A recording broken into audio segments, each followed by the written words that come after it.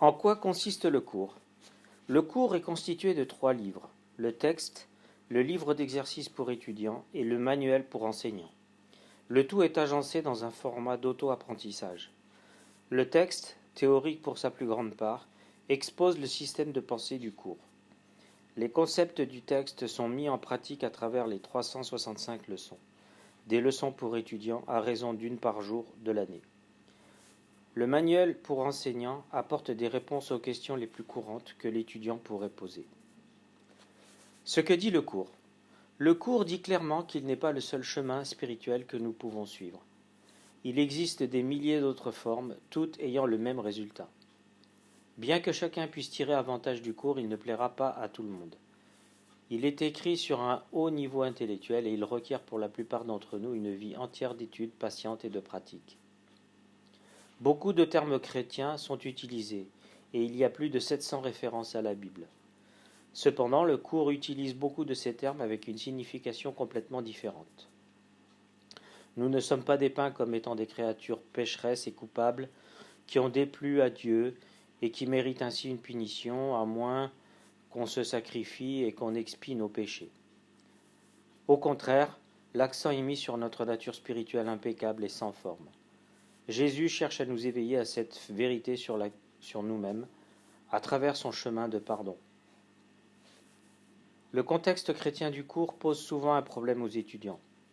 Cependant, le cours insiste sur le fait que nous ne sommes jamais contrariés par ce que nous percevons dans le monde, mais uniquement par le contenu non pardonné de notre esprit, contenu que le monde nous reflète.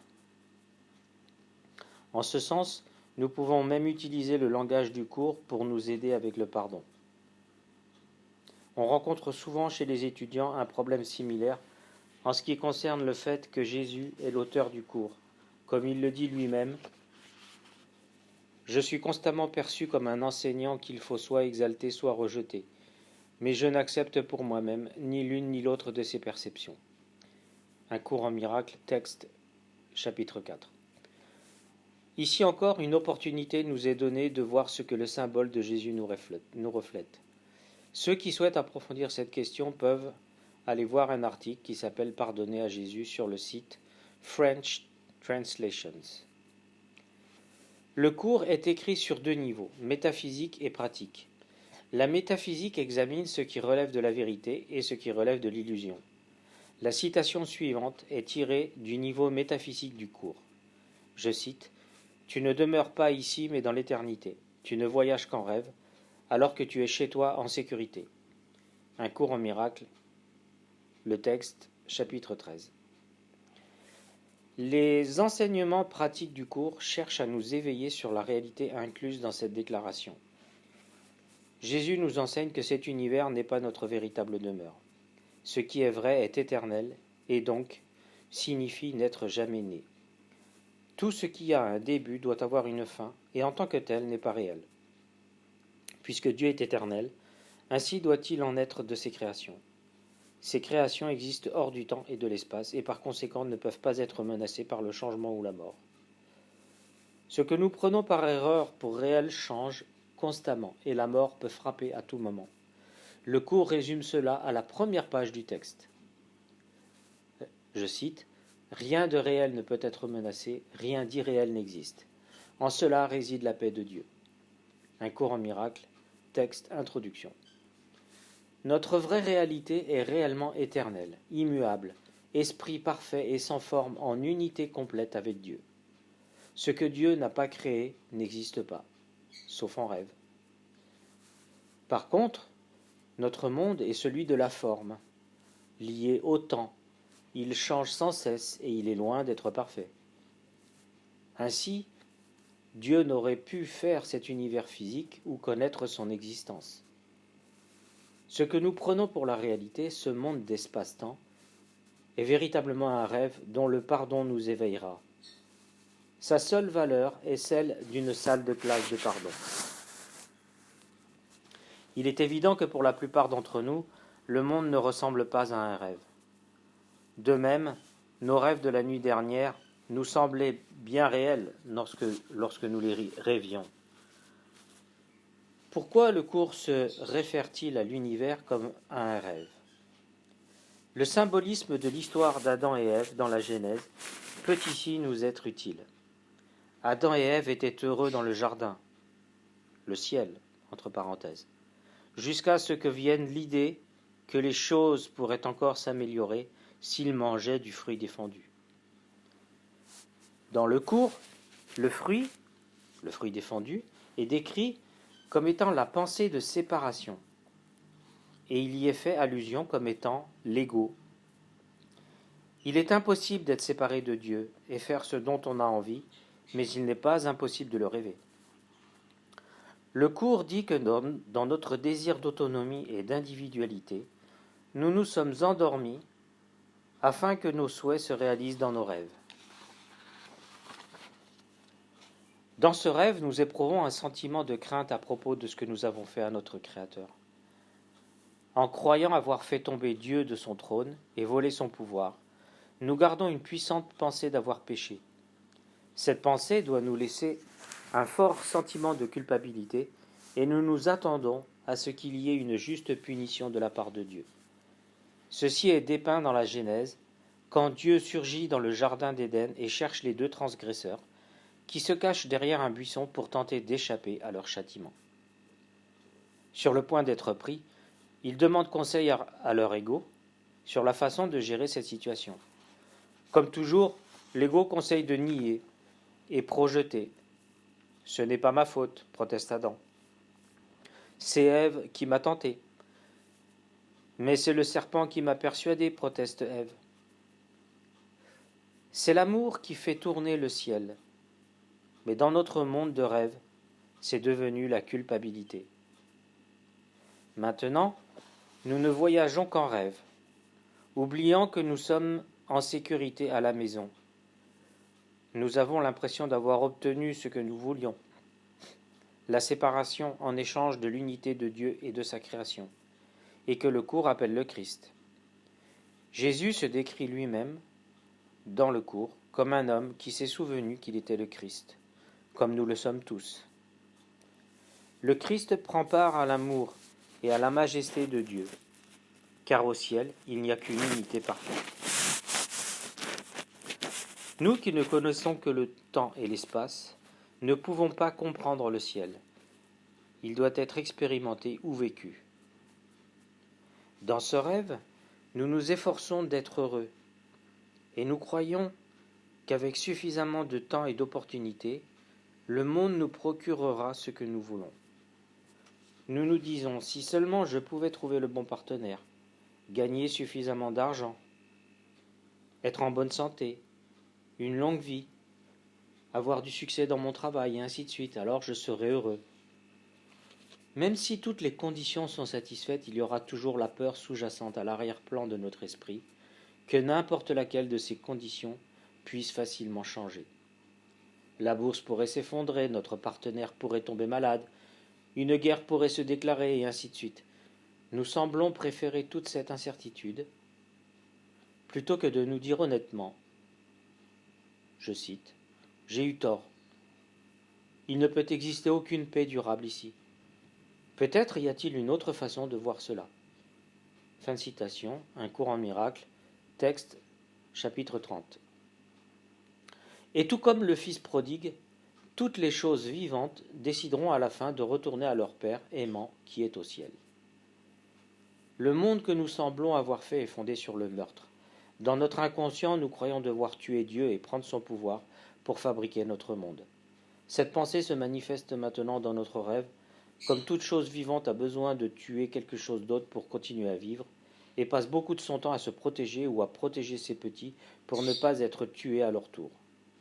Au cours du siècle dernier, plus de 100 millions de personnes sont mortes dans des guerres, et bien davantage encore ont été estropiées, violées et torturées. Nous pourrions dire que nous sommes végétariens, mais d'autres formes de vie doivent toujours mourir pour que nous continuions. Au contraire du ciel, où il n'existe aucun besoin, notre monde est un monde de manque dans lequel nous nous battons pour les ressources. Nous devons nous poser la question, je cite, « Un Dieu aimant aurait-il pu créer un tel monde ?» Fin de citation, un cours en miracle, texte chapitre 13. Le pardon est l'autre voie qui cherche à nous éveiller doucement de notre cauchemar de séparation et de meurtre et nous ramène à la conscience de notre véritable demeure au ciel. Ce rêve semble si réel que sans aide, nous ne nous en éveillerions jamais. Lorsque la séparation d'avec Dieu a semblé se produire, en réalité elle ne s'est jamais produite, entre parenthèses, nous avons amené avec nous dans le rêve le souvenir de Dieu, que nous ne pourrions jamais complètement oublier. Le cours nomme ceci le Saint-Esprit, et sans son aide, nous ne pouvons pas nous réveiller.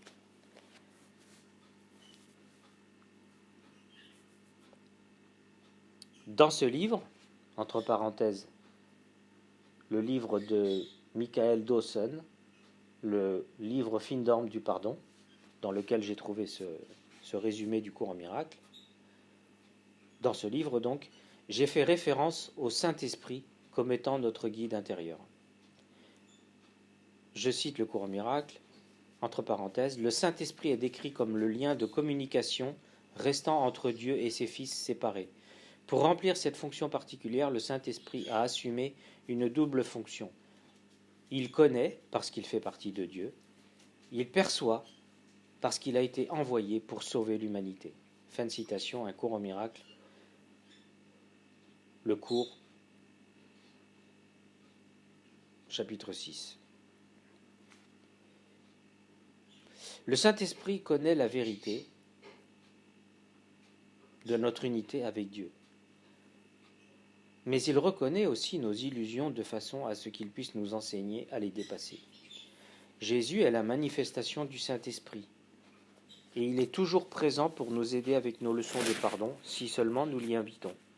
Puisque Jésus a transcendé son ego, sa patience est infinie et il restera avec nous jusqu'à la fin des temps pour nous aider tous à nous éveiller. Après la séparation apparente d'avec Dieu, nos esprits se sont scindés en trois parties. L'ego, le Saint-Esprit et le Fils de Dieu endormi qui doit décider laquelle des deux voies écouter. Les livres et les enregistrements du Dr Wapnick traitent très en détail de cette scission de l'esprit. Le Saint-Esprit est toujours présent dans notre esprit, prêt à nous enseigner une autre façon de voir le monde. Mais nous craignons de nous tourner vers lui pour avoir de l'aide. Nous pensons avoir abandonné Dieu avec succès, ce faisant avoir fait éclater le ciel et nous être enfuis dans le monde dont nous sommes les artisans, là où il ne peut pas nous trouver. Avoir le représentant de Dieu dans notre esprit, la voix pour Dieu, fait peur, et nous préférons nous tourner vers notre ego pour avoir de l'aide. Après tout, le Saint-Esprit ne travaille-t-il pas pour Dieu, nous exclamons-nous.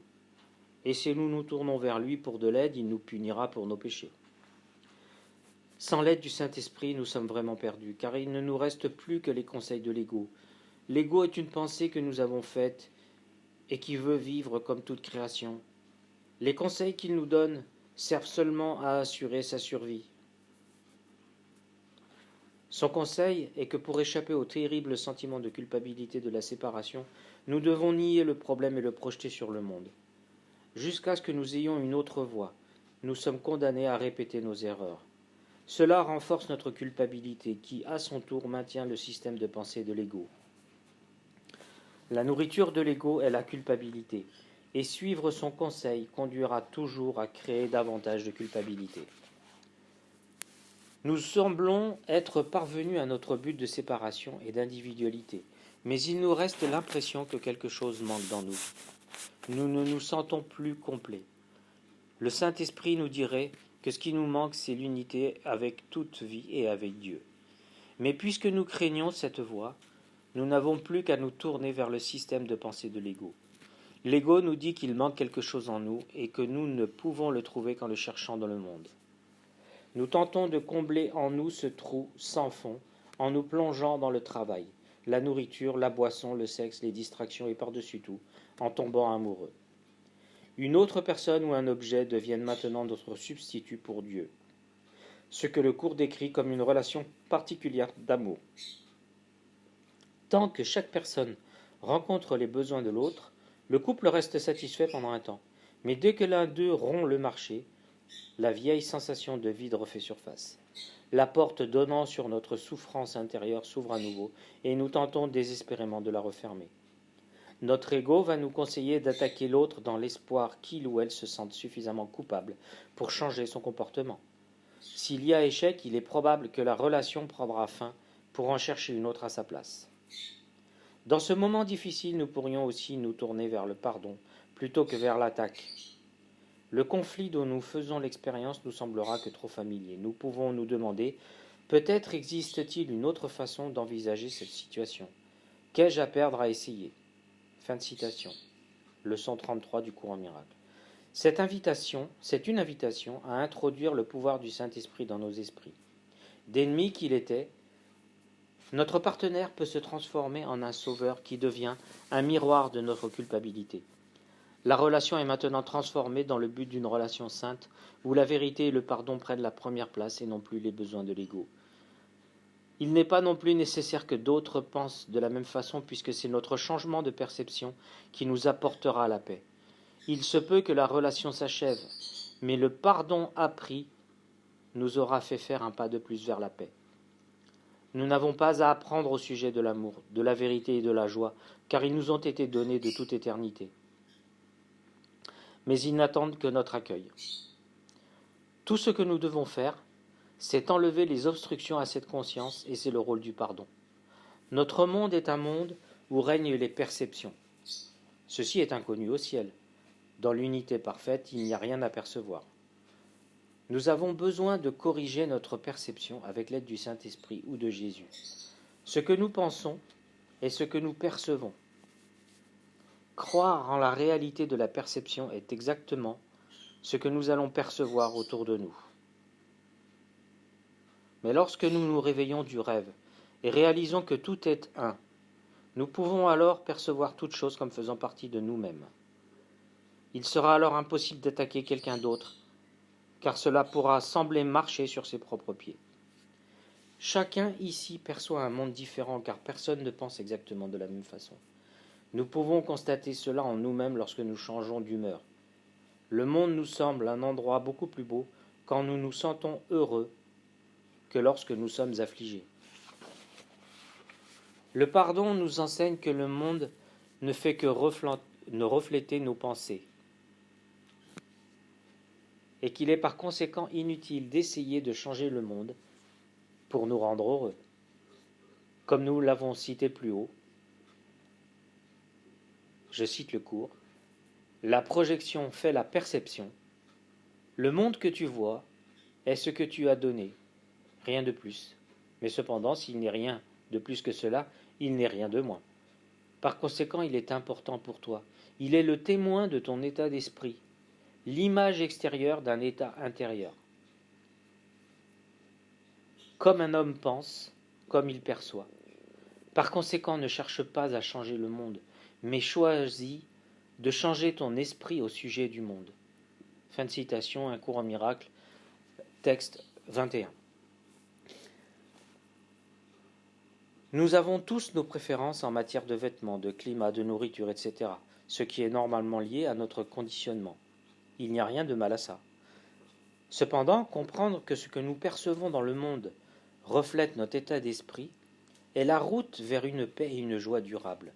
Maintenant, avec l'aide du Saint-Esprit, nous avons le pouvoir de changer notre esprit à propos du monde. Nous réalisons qu'il est stupide de blâmer les gens et les circonstances pour notre détresse. Rien ni personne n'a ce pouvoir sur nous. Jusqu'à ce que nous ayons vu cela, nous sommes obligés de défendre le monde que nous avons fait en utilisant la défense et l'attaque. Cela demande beaucoup de travail pour soutenir nos illusions au sujet de nous-mêmes. Si nous nous sommes investis dans le rôle de victime, nous sommes obligés de voir un monde peuplé de persécuteurs qui attendent de tenter leur chance sur nous. Notre perception du monde devient hautement sélective. Nous filtrons tout ce qui ne soutient pas nos croyances et nous sélectionnons ce qui les renforce. La vie devient maintenant une prophétie d'accomplissement personnel. Le pardon est un procédé par lequel nous commençons à identifier nos erreurs de perception et décidons de souhaiter voir les choses différemment. Alors que nous corrigeons nos perceptions, nous commençons à défaire les obstructions que nous avons créées et la véritable perception ou vision spirituelle commence à poindre dans notre esprit. Le monde que nous voyions comme un lieu hostile prêt à nous attaquer ne faisait simplement que refléter notre propre croyance, que l'attaque nous apportera ce que nous voulons. Si nous pensons que la colère nous apportera une chose de valeur, nous croyons aussi que les autres vont penser de la même façon. Il en résulte forcément un sentiment d'insécurité puisque nous nous attendons à être attaqués. C'est la raison pour laquelle Jésus nous demande d'enseigner ce que nous voulons apprendre. Un cours en miracle, texte 6. Pardonner cette fausse perception transforme immédiatement le monde dans lequel nous vivons. Maintenant, lorsque d'autres nous attaquent, nous sommes capables de voir qu'ils pensent comme nous le faisions auparavant et ne réalisent vraiment pas qu'ils renforcent leur propre sensation de vulnérabilité. Notre nouvelle perception est que leur attaque est un appel pour notre aide. Un cours en miracle, texte 12. Non pas qu'ils aient conscience de cela, ce qui n'a pas d'importance, c'est que nous sommes maintenant conscients de ce qu'ils font car nous avons pardonné ce comportement en nous-mêmes. Souhaitant renforcer l'amour que nous sentons grandir en nous, nous sommes heureux d'étendre cet amour à ceux qui nous attaquent. Nous ne pouvons pas connaître à l'avance la forme que prendra notre comportement, car ce que nous avons appris est sous la direction du Saint-Esprit, vers qui nous apprenons à nous tourner de plus en plus. Si nous sommes jugés ou attaqués par quelqu'un d'autre, nous pouvons dire quelque chose, rester en silence ou nous éloigner. La réponse d'amour appropriée nous sera donnée si nous sommes ouverts à notre guide intérieur.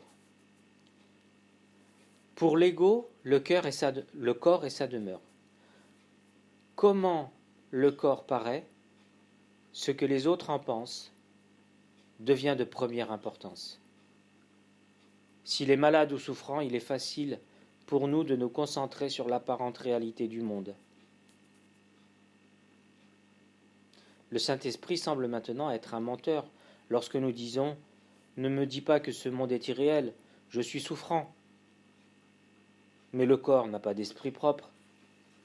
Le Fils de Dieu endormi doit lui dire ce qu'il doit ressentir, quand il doit naître ou mourir, s'il doit être malade ou en bonne santé. Avec l'ego comme guide, nous jouons le jeu de faire de notre corps notre réalité. Dès que nous changerons notre allégeance au Saint-Esprit, la fonction du corps changera. Maintenant, le corps est perçu comme un instrument aimant de communication et non plus comme une arme d'attaque. Cela produira aussi un gain de vitalité et de santé. N'étant plus vu comme qui nous pensons être, le but du corps changera. Au lieu de cela, il devient un véhicule dans lequel nous pouvons apprendre nos leçons quotidiennes de pardon. La durée de ce voyage de retour chez nous ne dépend que de nous. Toutes les réponses à tous nos problèmes existent dans le moment présent et n'attendent que notre acceptation.